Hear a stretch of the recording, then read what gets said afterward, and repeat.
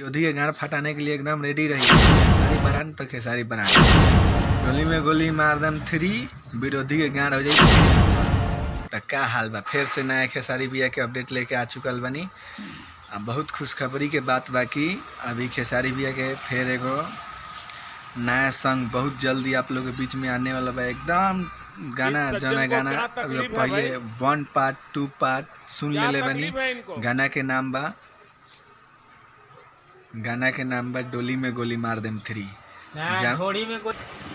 जौना गाना के लिख ले बना पवन पांडे।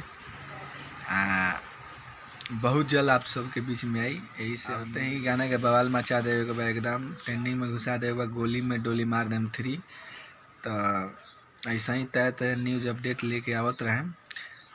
इतने भय थी बाकी चैनल सब्सक्राइब कर दीजिए और शेयर कर दीजिए।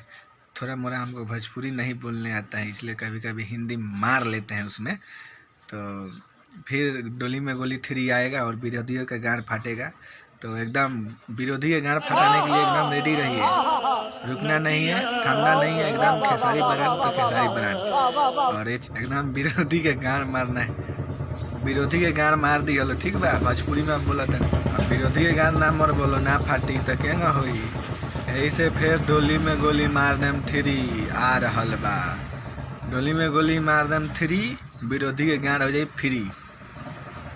जहिया लॉन्च हुई वही दिन विरोधी के गांड फ्री हो जाएगी।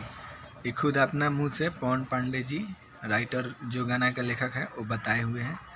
तो आप ये गाना को देखिए और आते ही आपको उसका ट्रेलर आते ही हम आपको बताएंगे किस चैनल से रिलीज़ हो रहा है वो भी बताएंगे, और कौन सा चैनल पर चढ़ेगा, कौन सा चैनल से रिलीज़ होगा, पोस्टर कब लॉन्चिंग होगा, सब के बारे में बताएंगे। इस सब जानकारी लेने के लिए मेरा चैनल को सब्सक्राइब कीजिए, लाइक कीजिए, शेयर कीजिए।